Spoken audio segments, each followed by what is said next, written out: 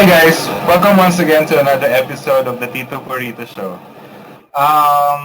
Again, this is my third episode. Uh, Today's episode will be a little different. Normally, we talk to business owners, but today I invited a guest who, who has been working for so even before this whole pandemic thing, which forced us to work. She has already been doing this for quite a while now, and I invited her to so that we will know how she is doing it and yung mga experiences niya on working from home. Most of us are, just like what I said, we are forced to work from home. And marami sa atin or marami sa ating mga kababayan, medyo, alam mo yun, mga nawalan ng work. So, this is another option for you guys. And with our guest's help, medyo malalaman natin how it's done right. Kasi most of the clients na makukuha mo from working from home are from abroad. So, let's talk to our guest. Tingnan natin kung gaano kahirap ba itong ginagawa niya. So, guys, our guest today is a good friend also, Miss KCee Villanueva. Yeah. Yay! Hello, mga KCee. Hello, mga pamit ni KCee. So, kamusta? So, okay lang. 11 years since I last saw you. Sa Convergence Days pa yon. And okay naman. Okay naman. Everything's going well. Thank you. Kamusta? Okay lang rin. Ito, I was able to already talk to a couple of our colleagues before and pang-apat ka na ata. So, yun. Before we get started, I would like to already thank you for giving michaelcoronel.com and the Tito Burrito Show your time, for sharing with us your time. Let's get started. Tell us, what have you been doing before you worked from home, before you started working from home? Ako, a lot. I started working from home, I think, 7, 8 years ago. Before that, I used to work sa call center, and that's how I met you. Tapos, Yeah. yeah, and nagturo din ako sa um, English institutions. So, I jumped from one company to another. The longest was just a year. So, lagi na lang akong palipat-lipat ng work. So, call center agent ako, and then nag-ESL teacher. Yan. And then, yun na, sa bahay na. So being an ESL teacher, anong tinuturuan mo nun? Ano pang uso nun? Were you teaching Korean kids or Chinese? Nung una, usong-uso yung Koreans eh. I started out as a face-to-face teacher sa Alabang. And mga batang from grades 3 to I think high school na Korean kids, yun yung uso eh. So, I stayed, time. sobrang uso, and then medyo okay work, hindi din nakakapagod, and then day job, so the regular 9 to 5, kaya, sige, go na, kaya na yan. So, doon ako nag-start. And right now, so you decided to work from home. What is it that you actually do? Mm-hmm. I started Para out... magka-idea yung mga viewers na. Sure. 7 years ago, or 8 years ago when I started out, teacher pa din ako. Online English teacher ako. I was teaching, I think when I started that, I was teaching Chinese students. So, hindi na lang kids, mga adults. And then, I teach over the phone. So, it's a voiced account lang siya, wala nang video. Nung na-experience ko kasi yung voice account lang, so sabi ko, ito talaga yung feeling kong gusto kong gawin. Ayoko yung may video pa kasi ang hassle for me, kahit, lalo na pag sa bahay ka. So, yun, I taught Chinese students over the phone. It was 20 minutes classes and then, yun na. I started out. But how hard was it to transition from working the traditional way, 9 to 5, to working from home? Mm-mm. I think the biggest challenge for me was to invest on the equipment. Kasi when you're sa office, they have everything that you need, 'di ba? And then pag sa bahay ka, you need to find yung mga tamang gamit, right computer, right headset, and then also pag sa bahay ka, Tama, tama. mahirap yung gamit doon talaga mag-i-invest. And then pag sa office, you have your IT. Eh pag sa bahay ka, your own IT, 'di ba? So kailangan mabilis ka din mag-isip, mabilis ka kumilos kasi nobody's going to help you So, but yeah, kailangan mo troubleshoot your PC. mm. And and one more thing, even if you already have, all the equipment that you need, kung yung internet mo naman is sablay, right? Kasi ang internet dito sa atin is parang hit or miss. Mm-mm. So may mga options ka pero minsan pagka nakapagpakabit ka na ng internet mo, malalaman mo na it doesn't work really well for you, di ba? Yes. I tried everything. I tried all the companies. Nag-start ako can I say it, sa Globe, and then Smart, and then PLDT, until I got the right connection na. So, at kahit 7 years na ako dito sa bahay, ano pa din siya, trial and error sa equipment, sa internet, sa lahat. Pero normally, 'di ba, when you're working from home, hindi hindi pwede yung mga Wi-Fi sticks. Kailangan wired No, wired no. lang internet. Yeah. Kasi although makakalusot ka, maybe for a few days, ganyan, yung mga Wi-Fi sticks and yung mga data ng phone mo, in the long run, hindi kasi siya tatagal talaga and maaabala ka lang. So, might as well do something about it and invest. Yeah, para dire-diretso yung work. Mas masarap mag-work pag walang problem. I see, I see. When you started, how hard was it? Maraming competition ba? I know right now marami kasi I've been seeing a lot of openings on Facebook, on social media. They're actually encouraging everyone to work from home. Pero when you started, what was it like? Mm-mm. When I started out, medyo may market na yung VA, yung work from home VA, tapos may market na din yung online ESL, work from home ESL, pero hindi ganun kalaki. Actually, a lot of people nga, when I started out, they were asking me na, bakas kami yung work mo kasi nasa bahay ka lang, mga ganun. So, sininiwala na I work from home na talagang legit and kumikita. Maliit pa yung market noon, konti pa lang, and it's easy to get a job. So, ngayon medyo malaki na Pero way back, konti pa lang talaga.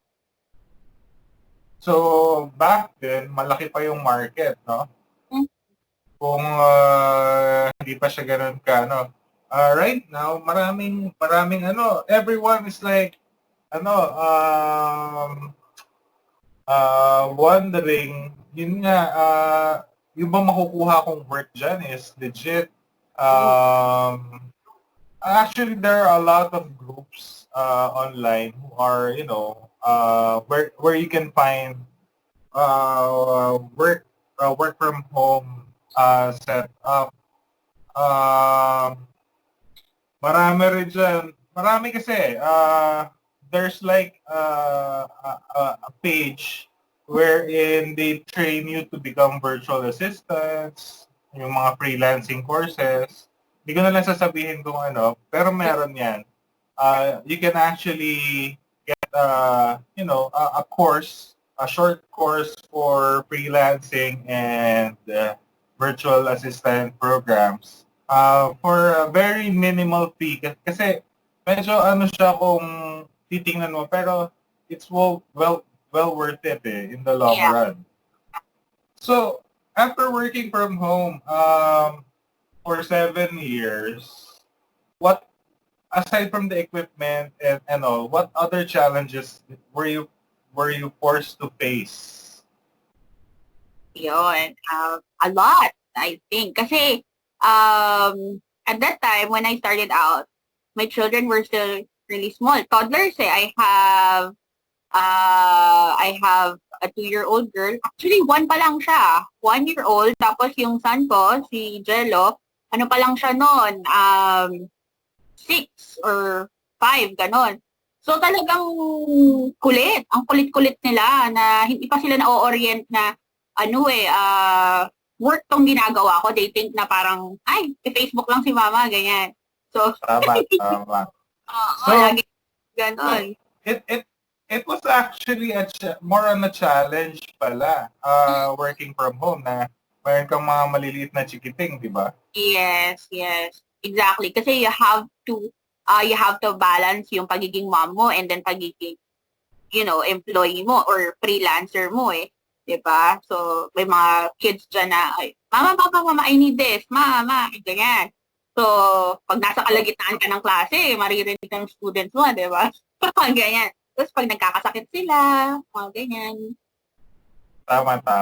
Kasi, although you're working from home, you have to be in front of the PC, di ba? Yeah. For a certain number of hours in a day. And some are being monitored also. So, hindi porke nag-work ka from home, pwedeng nakaano ka lang. You have to be right there. And you are actually asked to have a dedicated workspace, di ba? Na noise-free, clutter-free, and all. So, well, akala ko kasi when you're working from home, parang you're actually free to do whatever. So, ano pala siya? Part pala siya ng challenge. In the beginning. But, as time goes by, as years go by, na parang, kasi in the beginning, you need your clients talaga na parang, sa unang-una, desperate ka magkaroon ng clients. I need to set my best foot forward. Dapat lahat okay. But right now, pag tumatagal na kasi na-establish mo na yung good relationship with your clients, diba? You build your credibility na. Oo, and then you feel free na talaga na, I can set my own time na. So, and the kids, they grow up naman. So, less challenges na din as years go by. So, we've talked about the challenges. Ano naman yung mga rewards of working from home? Yan. Saya yan. Rewards, of course, the freedom. Like what you said, hindi yun madali sa una, but eventually you'll get it. And yung working from home, right? Just imagine there are people who go out, commute to work, wake up so early, and then deal with annoying bosses sa office, right? And just imagine you're just doing, di ba? Bahay ka lang. Pero working from home will not guarantee na you will no longer be working with annoying bosses, okay? Yes, of course. I still Kasi have meron pa rin mga ganyan. Until now, di ba? But you don't have to see them face to face, which is kind of medyo bearable naman. Unlike sa office, you have to see them. Yeah. So, they'll be breathing down your neck, di ba? Yeah. And aside from that, what else? Ang napansin ko lang kasi, if you're working from home, you don't get the same benefits as the other employees na yung who works traditionally, right? Yes. Like you have to have your own, mag-SSS ka, feel health ka ng sarili. How about yung mga leaves? Are eligible ka ba mag-leave a certain number of days for a month, gano'n. Mhm. When you If you work online. I think if you're under a company, yes, you are, you're eligible to ask for leave and mga ganyan. May benefits then. Some companies pay for your health benefits. They pay for your SS. But since I'm a freelancer, I'm not under any company. I set my own time. Pag I need to take a break or go on vacation, mag-ask lang ako sa clients ko na, oh, I won't be present on these days. So, sasubmit ko na yung kailangan nyo and everything you need, mga ganyan. And that's it. I'm going on a vacation this week. Kita na tayo next week. Yun lang yung, kasi freelancer kayo. So, walang Tama, tama. Oo, pero pag you're under a company, I So when think, you're working from home, you can be under an agency or a yeah, company, or you can be on your own as a freelancer. yeah, So working under an agency, you might still get the same benefits yeah. when, when you're traditionally working, di ba? But if you're a freelancer, ikaw lahat yun. Wala Ikaw na, ang ikaw na. HR, ikaw ang magpapile lahat, di ba? Ikaw ang HR, ikaw ang boss, ikaw ang... okay. So, medyo ano nga yun. So, do you think working online will fit anybody? Mm, Working online? I think, if I'm going to be honest, I think no. If you are a person na kailangan ka pang laging utusan, if you're a person na kailangan ibibigay pa sa'yo lahat ng kailangan mo, this is not for you. People na pwedeng mag-work sa bahay are independent, kahit under ka ng agency, kahit under ka ng company. Kailangan kasi may sarili kang drive eh. Kailangan, sino magsasabi sa'yo to get up in the morning? Wala, di ba? Sino magsasabi sa'yo to do this work today and don't procrastinate. Walang magsasabi sa'yo na ikaw lang. So, if you are a person na may sariling drive, motivated ka, and, you are, you're independent, then I encourage you, tara, work from home tayo.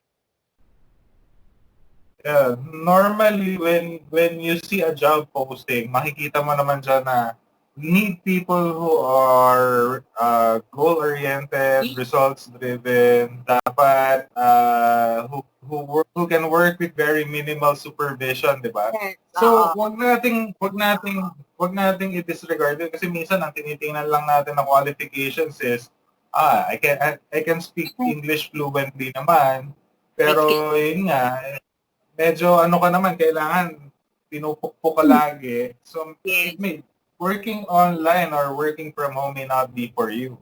yes. That's actually good to know.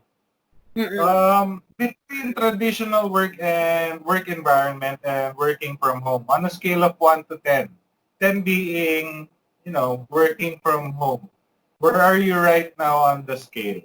Are you now comfortable working from home, or do you see yourself going back? Mm-hmm. When I started out, a year pa lang, I told myself I'm not going back sa office. 1 year pa lang. And I told myself na hindi na ako talaga makakabalik sa office kasi ang saya sa bahay. Ang saya sa bahay. Right now, I cannot say that it's a 10, maybe a 9 kasi at the moment, na-enjoy ko siya eh. Na-enjoy ko siya talaga. And as a freelancer, yun nga, you have freedom, I can take a break whenever I can. And yung mga schedule ko, manageable naman siya. The right equipment's here. Yun, so mga 9.5, almost there. Pero I don't see myself going back sa office na.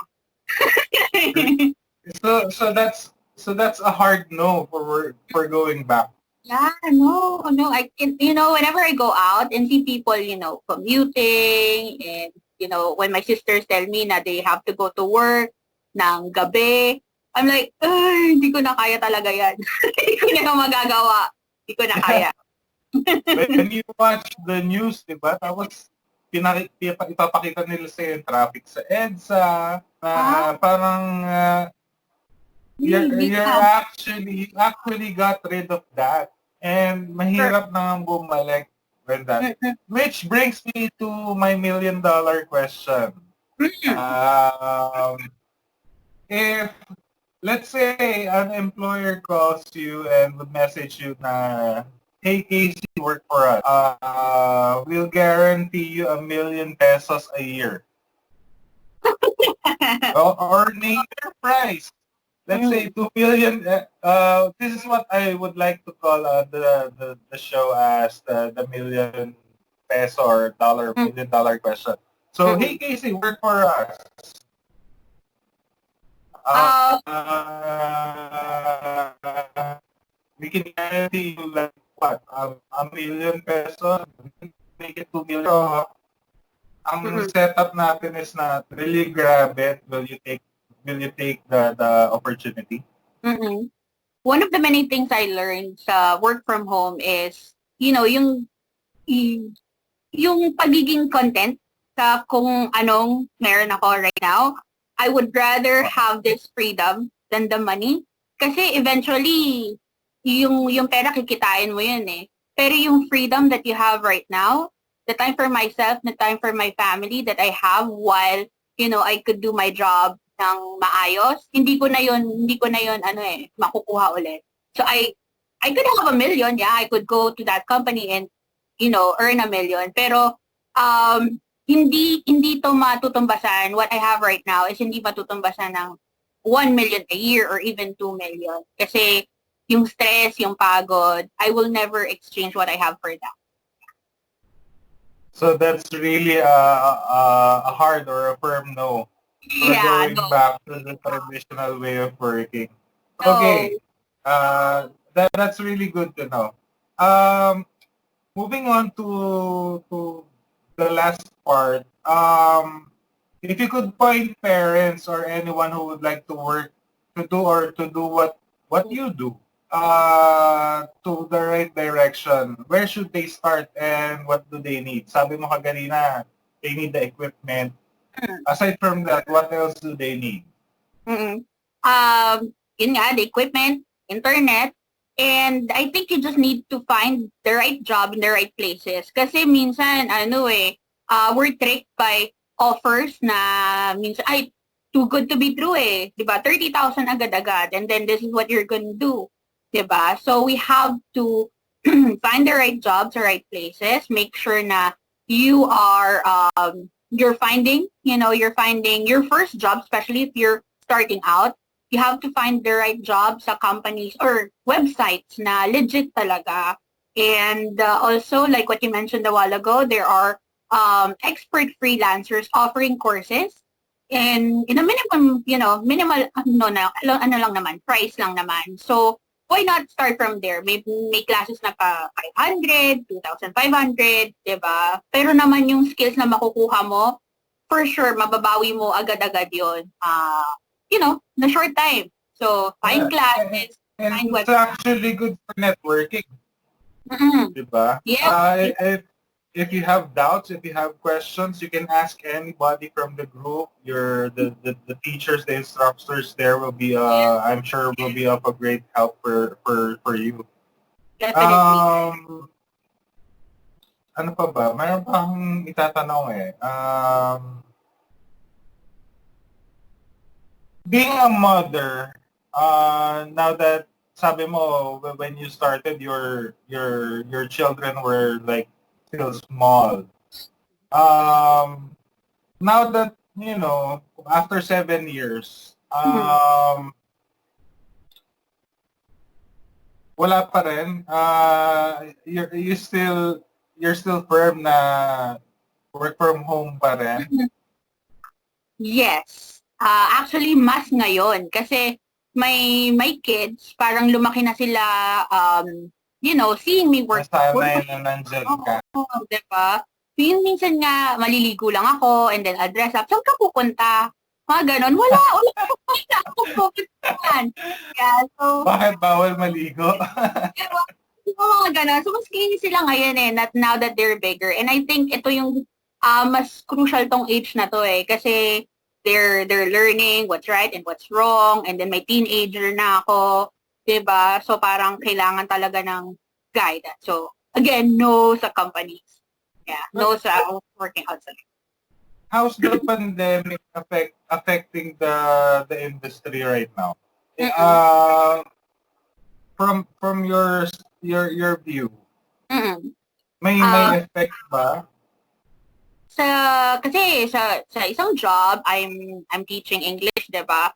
So mas ano siya, mas in demand siya na nagka-pandemic kasi sa China people were all home and parents were uh, looking for something na pwedeng gawin ng anak nila while they're home.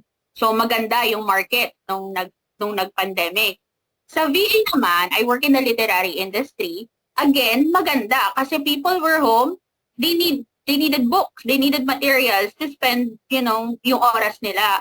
So, I'm grateful and pinagpipray ko nga kay Lord lagi na thank you po kasi hindi na hit yung industry na pinagtatrabahuhan ko. There are people who work in, food, kahit VA ka, there are people who work in the restaurant industry, yung mga advertising, marketing, di ba? So far, hindi naman siya affected. Actually, mas umokay pa siya since people are, trying to find something to do. So books and education are good industries. Yeah, at this time. That's actually good to know kasi I know some people na even though they are working from home, medyo meron din silang fears kasi ang ano nila is willing na nga silang gawin kahit hindi part ng trabaho nila eh. Kasi at least they're still employed, they're earning from home kasi yung totaling wala. Ayun lang yung so mahirap. Yun, pag sa home yun na nga, ka. yun na nga. Buti na lang okay yung industry na pinasukan mo ngayon. Any message for our viewers that gusto mong i-share sa kanila regarding working from home? Okay, yun. This message especially for moms like me. Kasi, yung mga moms natin, especially yung stay-at-home moms, I encourage you to start working from home. Iba din kasi yung feeling na while you're with your family, iba yung may work ka and may sariling income, plus you learn new skills. I like to encourage, yung mga mothers na mag-ano tayo, kasi dati wala tayong ibang choice kundi iwan yung kids or mag-abroad and work sa company. But now, meron tayong vast choices. Malaki ang industry ng working from home ngayon. You can sell online, you can be a VA, you can teach English. So, yung mga mommies, and hindi siya required na mag-work ka 9 to 5. So, even if you have 4 hours sa umaga, 4 hours sa gabi, or, in between ng mga chores mo, pwede po siyang gawin. So, tara, work from home na tayo. Yun na nga. I just would like to add na if you're, hindi ko naman din discriminate yung 9 to 5 na jobs, no? Kasi we've all been there. We tried it. And masasabi ko na, well, like anything else, hindi naman lahat yan para, I mean, it's not for everybody. Talaga. I've talked to people who never really, even beforehand when they're still studying, they really didn't see themselves working 9 to 5.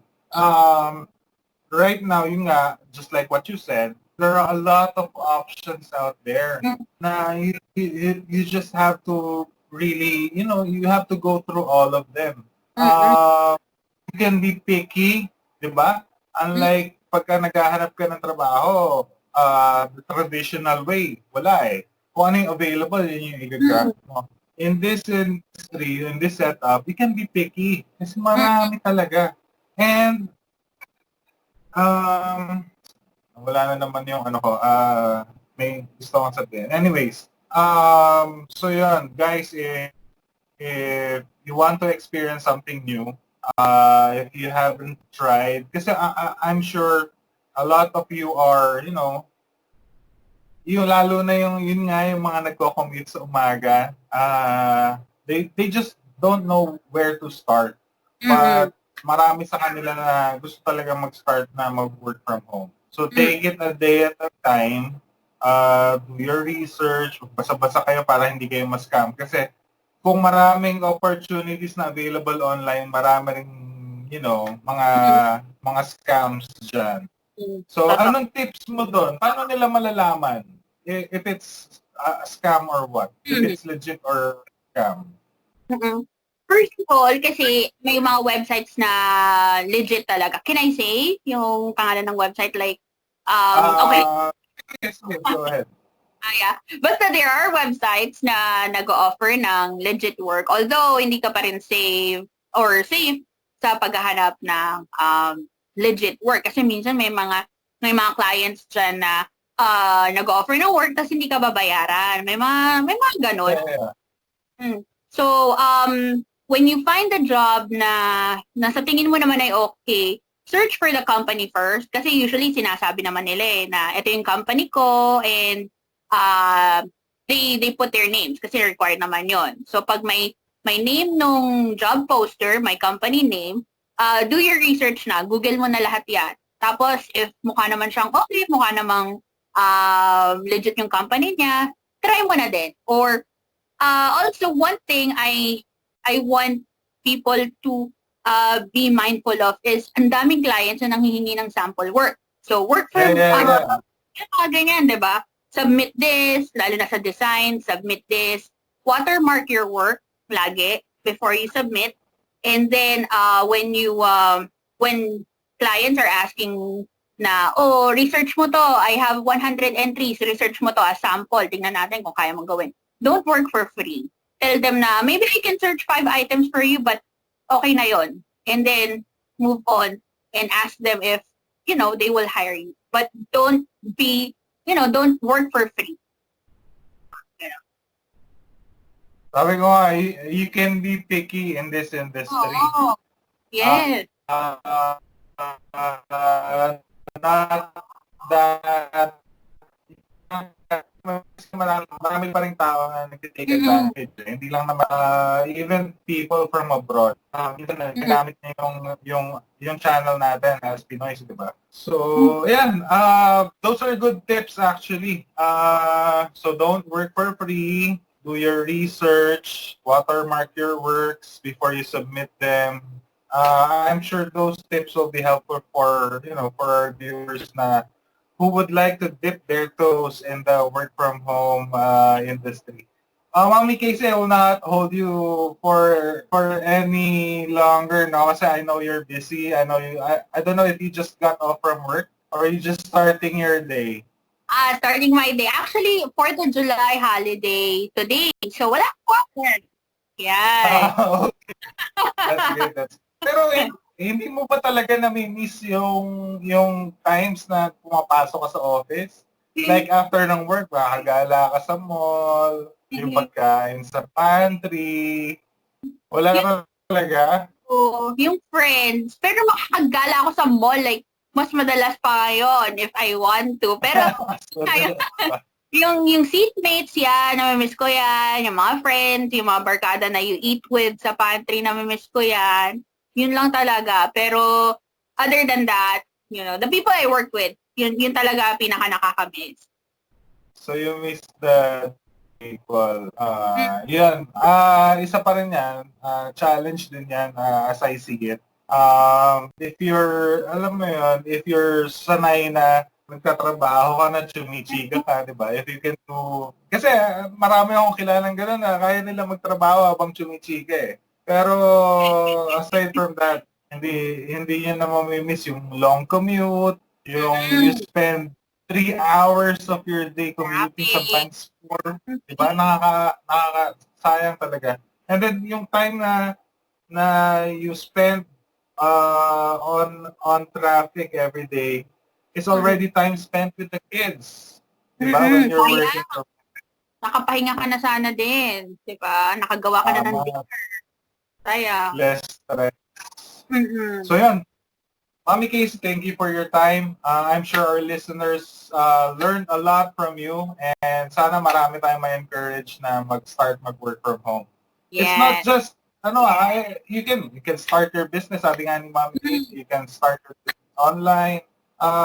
anything. Kasi a lot of people are actually scared to try kasi they want security. But this pandemic showed us that there's really no guarantee even if you're working, alam mo yun, if you're a tenured employee, there's really no guarantee.